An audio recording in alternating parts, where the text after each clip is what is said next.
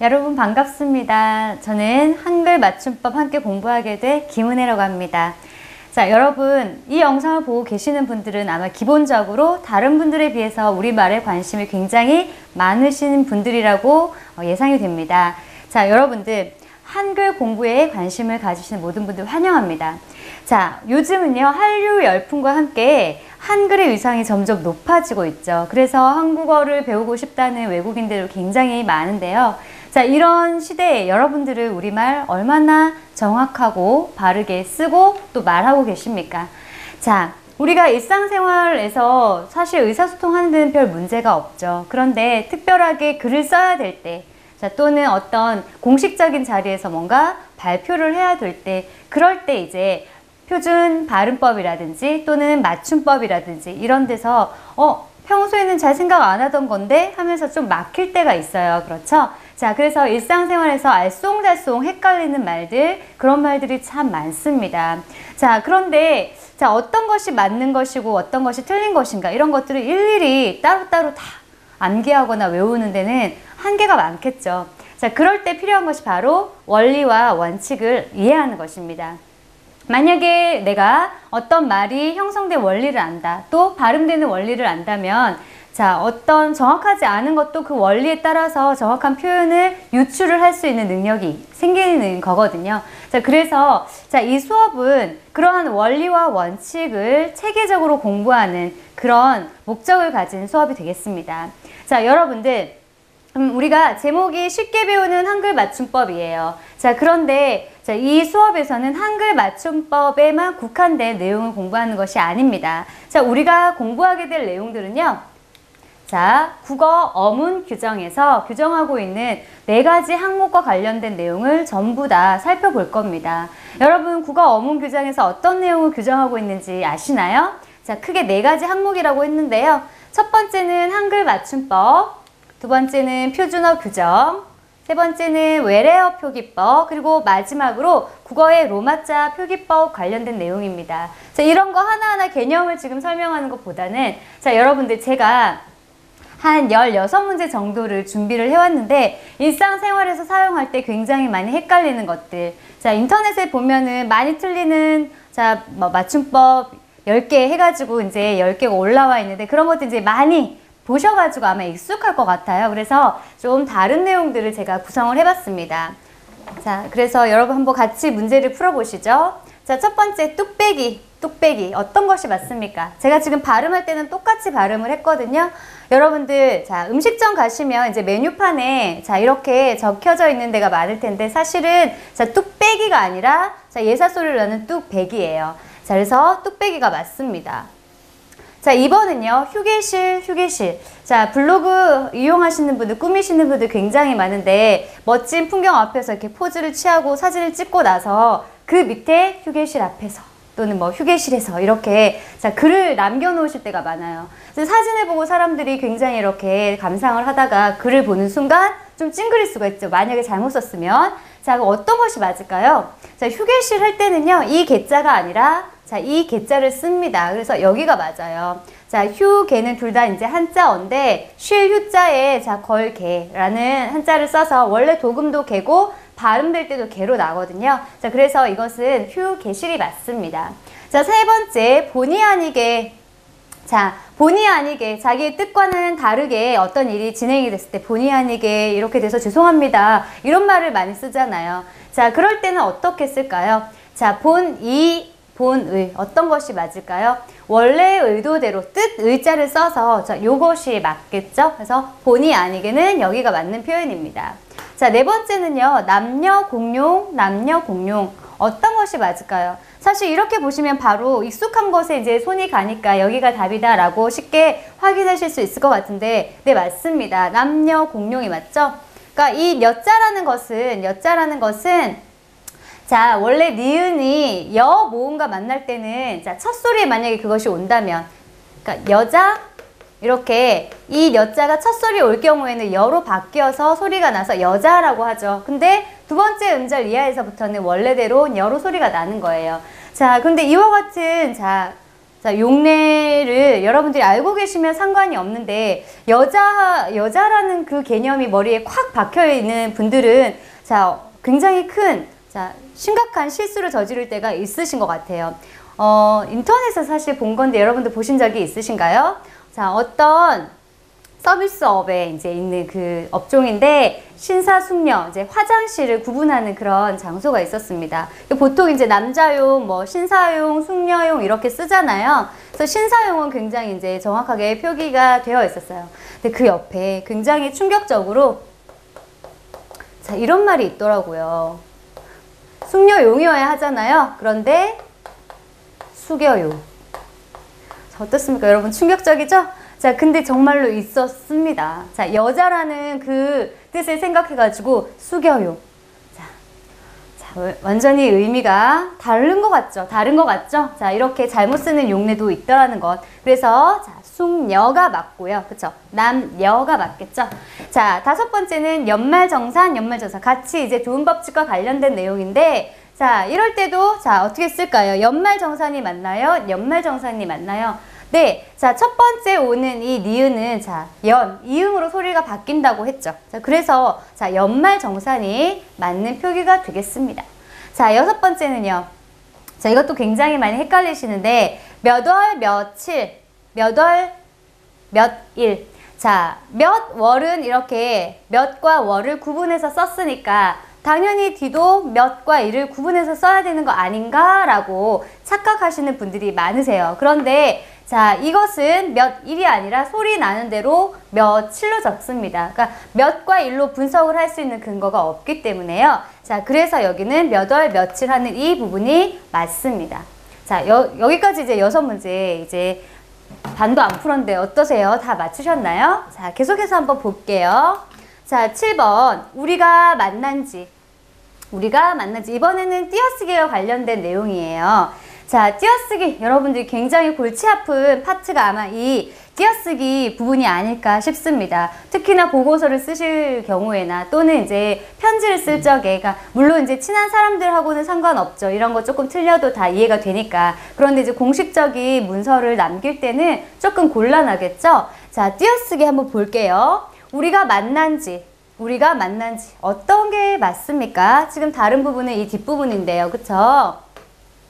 자, 우리가 만난 지 할 때 이 지는 어느 일정 기간을 의미하는 것입니다. 그래서 우리가 만나고 그 이후에 어느 정도 시간이 흐른 뒤라는 그런 의미를 가지고 있는 의존명사거든요. 그래서 규정에 보시면 의존명사는 띄어서 쓴다라는 규정이 있어요. 자, 그래서 여기는 이 지가 의존명사이기 때문에 여기 띄는 것이 맞습니다. 그래서 여기에 띄어 쓰는 앞부분이 맞네요. 자, 8번째 꽃 한 송이는 어떨까요? 꽃 한 송이. 자, 역시 송이라는 것은 자, 어떤 꽃 같은 것들을 세는 단위가 되는 거죠. 단위를 나타내는 명사다 해서 명사 하나의 단어니까 띄어 쓰는 거죠. 그래서 자, 송이도 의존 명사로서 띄어서 씁니다. 여기가 맞습니다. 자, 나중에 봬요. 자, 이 부분은 이제 축약이 된 그런 형태인데 여러분들 자, 문자로 정말 뭐 내일 봬요, 나중에 봬요 그런 말 굉장히 많이 쓰시죠. 자, 아마 여기에서 찾으라면 하면 열에 한 9은 여기로 쓰실 겁니다. 일상생활에서. 그리고 저는 이제 국어를 전공을 했고 또 국어를 많은 학생들이 가르치는 입장이다 보니까 맞는 표현이라는 걸 알아요. 근데 이렇게 쓰면 다른 사람이 받는 사람 입장에서 틀리게 썼다라고 오해할까봐 이렇게 쓴 적도 있거든요, 사실은. 자, 보는 사람을 이제 좀 배려한다고. 사실은 진짜 배려하는 것은 잘못된 것을 바로 잡아주는 거겠죠? 그래서 그 다음부터는 제가 이렇게 고쳐준 표현으로 이제 얘기를 했는데 사실은 배요라는 것은 배다라는 말에 요가 붙은 거거든요. 그래서 이것이 자, 하나로 축약이 되면서 이렇게 배요가 되는 거거든요. 그래서 여기가 맞는 표현입니다.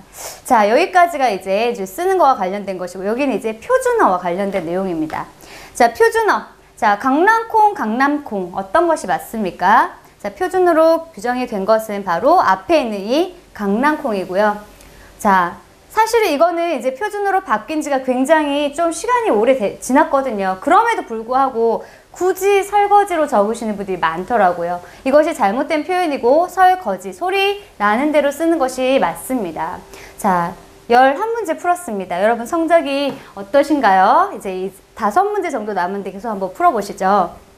자, 이번에는 자, 외래어와 관련된 내용입니다. 외래어를 우리말로 적는데 어떻게 쓰는 것이 자, 맞는 것인가? 자, 액세서리, 액세서리. 자, 이렇게 많이들 쓰시는데 액세서리는 자, 여기에 있는 표기가 맞습니다. 자, 그리고 비전. 자, 비전을 가져라 할 때 비전 굉장히 많이 쓰시는데 자, 이렇게 많이 쓰시거든요. 그런데 맞는 표기는 비전입니다. 아마 여러분들이 한글로 이제 문서를 작성하실 때 비전이라고 쓰면 아마 빨간 밑줄이 쫙 그어질 거예요. 왜냐면 지읒음에는 여, 요, 유 이런 자, 그러니까 이 모음이 이제 결합되어 있는 거라고 볼 수 있는데 그거는 이제 나중에 조금 더 들어가서 보시고 어쨌든 여 앞에는 지읒이 올 수가 없어요. 그래서 지읒 뒤에는 어로 자, 비전 마찬가지로 주스, 주스 중에 누가 맞을까요? 주스가 맞습니다. 그래서 이중모음으로 되어 있는 것은 지읒과 함께 쓰이지 않는다라는 거. 그래서 자, 외래어 표기와 관련된 내용이었고 마지막 2문제는요.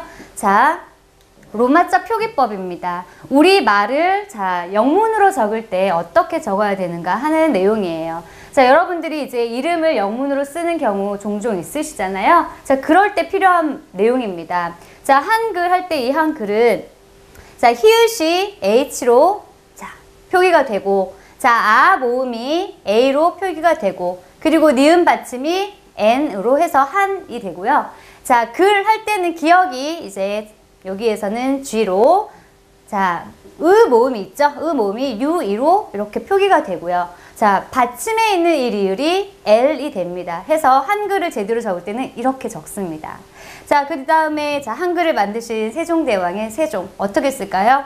자, 시옷이 S로 이렇게 표기가 되고 자, 그 다음에 에 모음이 있잖아요. 에 모음은 이렇게 E로 자, 표기가 돼요. 자, 그리고 자, 지읒은 J 그 다음에 오 모음이 있죠. 오 모음이 오가 된 거예요. 그리고 이제 끝자음인 이 이응이 NG 해가지고 세종은 이런 식으로 표기가 됩니다. 여러분들 지금은 전혀 하나도 모르겠다 헷갈린다 막 이렇게 생각하실 수 있는데 괜찮습니다. 이 내용을 공부하시고 나면 쉽게 아마 이렇게 표기를 하실 수가 있을 거예요. 자, 지금까지 우리가 살펴본 것은요. 우리가 지금 자, 쉽게 배우는 한글 맞춤법이라는 수업을 통해서 자, 전체적인 내용, 이 모든 것들을 다룬다라는 것이에요. 자, 그러면 여러분 자, 조금 더 자, 일목요연하게 자, 어문 규정에서 규정하고 있는 내용을 한 번만 더 살펴볼게요. 자, 한글 맞춤법은 어떤 내용을 공부하느냐면 자, 우리 말을 글자로 적을 때 어떻게 표기할 것인가 하는 쓰기 영역에 해당합니다. 자, 두 번째로 표준어 규정은요. 자, 표준어인 것과 비표준어인 것을 구분해서 자, 표준어를 바르게 쓰는 것. 자, 표준어를 선택하는 거, 그 다음에 표준어가 어떤 것이 표준어인지 이런 것들을 아는 그런 내용, 그 다음에 표준어 규정에서는 또 표준 발음법까지 굉장히 중요한 내용이 들어 있습니다. 자, 그 다음에 외래어 표기법. 외래어라는 것은 외국에서 들어온 말이죠. 그런데 자, 우리나라 말로 대체할 말이 없어서 그대로 사용이 되다 보니까 우리 말로 굳어져 버린 것이죠. 자, 그래서 우리말화한 외국어를 외래어라고 하는데 외래어도 우리말의 일종이에요. 우리말은 자, 순우리말, 그리고 한자어, 그리고 외래어 이렇게 세 가지가 우리말을 구성하고 있거든요. 그러니까 외래어 또한 한글 이 규정에서 국어 어문 규정에서 규정을 해줘야 된다. 그래서 사실은 한글 맞춤법에 포함이 되는 내용인데 별도로 외래어 표기법 조항이 자, 규정이 되어 있고요. 자, 네 번째가 이제 마지막으로 우리가 살펴봤던 자, 우리 말을 거꾸로 영문으로 표기해보는 그래서 로마자 표기법 관련된 그런 내용입니다. 자, 이런 전반적인 내용들을 자, 공부하실 때 자, 여러분들 혼자서 공부하기는 굉장히 벅차실 거예요. 내용도 많고 또 자, 만약에 어문 규정을 살펴보더라도 그 해설을 보더라도 용어들이 어렵고 낯설어서 자, 설명을 봐도 모르겠다 이런 경우가 참 많거든요. 자, 그러면 이 쉽게 배우는 한글 맞춤법 강의는 어떤 분들에게 도움이 될까요? 자, 바로 이런 분들에게 추천을 합니다. 자, 첫 번째는요. 자, 일상생활 속에서 올바른 맞춤법 사용이 어려우신 분들. 자, 알쏭달쏭한 것들이 너무 많은데 그때마다 외우기는 좀 그렇고 좀 원리를 좀 공부하고 싶다. 자, 그런 분들 맞춤법을 제대로 사용하고 싶다 하시는 분들에게 제가 추천하고요. 두 번째는 자, 꾸준하게 1단계에서부터 순차적으로 한글 공부를 해오신 분들이 있으실 거예요. 자, 이제는 읽기도 좀 되고 또 쓰기도 좀 되는데 자, 맞춤법이 어려운 것들 좀 그런 것들은 막히더라. 그래서 한글 공부를 좀 더 깊이 있고 체계적으로 공부하고 싶다. 자, 하시는 분들 추천합니다. 자, 세 번째는요. 이제 세 번째와 네 번째 이 부분은 이제 좀 수험생들과 관련된 내용이 될 것 같습니다. 자, 수험생들 중에서 이제 문법 공부를 하시다 보면 그냥 어문 규정을 내가 통째로 외워버려야지. 자, 이렇게 해서 어문 규정 공부를 하기 시작하신 분들이 있으실 거예요. 참고하시는 분들도 있고. 자, 그런데 어문 규정 혼자 공부하다가 지치실 거예요.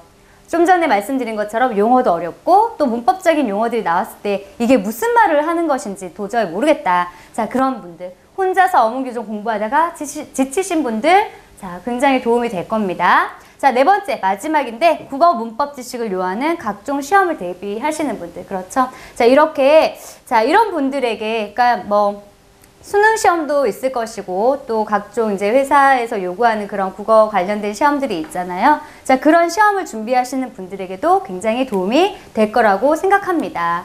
자, 여러분들, 자, 말은 마음의 초상이다라는 말이 있어요. 그게 뭔가요?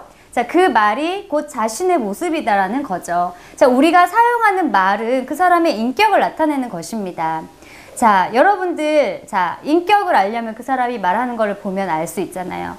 자, 그래서 우리가 한글 맞춤법이 어떻게 규정되어 있냐면 한글 맞춤법에서 표준어를 이렇게 규정하고 있습니다. 표준어란 교양 있는 사람들이 두루 쓰는 현대 서울말이다 라고요. 여기서 중요한 거는 교양 있는 그 교양이라는 것이 곧 그 사람의 인격을 나타내는 것이겠죠. 자, 그래서 여러분들이 자, 쉽게 배우는 한글 맞춤법을 통해서 우리말을 좀 더 바르고 정확하게 사용하셔서 교양 있는 자, 사람이 되시면 좋겠습니다. 자, 여러분들 자, 공부하기로 작정하신 분들 자, 여러분들 이 강의에 함께 동참하시면 큰 도움을 얻으실 거라고 생각합니다. 자, 지금까지 들어주셔서 감사합니다.